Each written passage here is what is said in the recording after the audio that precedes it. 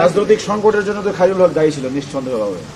100% শাস্তি আপনারা চাচ্ছেন? এটা তো আমার বলা ঠিক হবে না, কারণ এটা আইনগতভাবে যে বিধানগুলো আছে সেই বিধানগুলো দেখে তাকে সেই প্রসিকিউট করে তার সেই বিধান নিশ্চিত করতে হবে। তবে দৃষ্টান্তমূলক শাস্তি হওয়া উচিত, যাতে ভবিষ্যতে কেউ ওই জায়গাটাতে বসে আর সেই জায়গার ব্যবহার করে রাষ্ট্রের ক্ষতি করতে না পারে।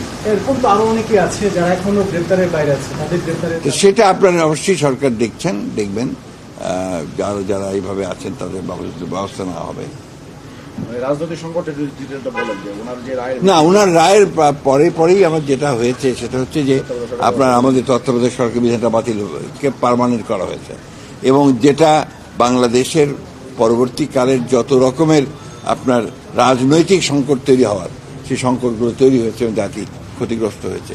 দ্বিতীয়ত হচ্ছে যে আপনার একটা বিচার বিভাগ, যেটাকে আমরা মনে করি যে আপনার জুডিশিয়ারি সবচেয়ে বড় জায়গা, যেখানে আপনার সবচেয়ে আপনার মানুষের আস্থা থাকে, সেই আস্থা জায়গাটাকে সম্পূর্ণভাবে তিনি ধ্বংস করেছেন শুধুমাত্র তার রাজনৈতিক চিন্তা ভাবনা সেই কারণে, যেটা বাংলাদেশের সবচেয়ে বড় ক্ষতি করেছে বলে আমরা মনে করি।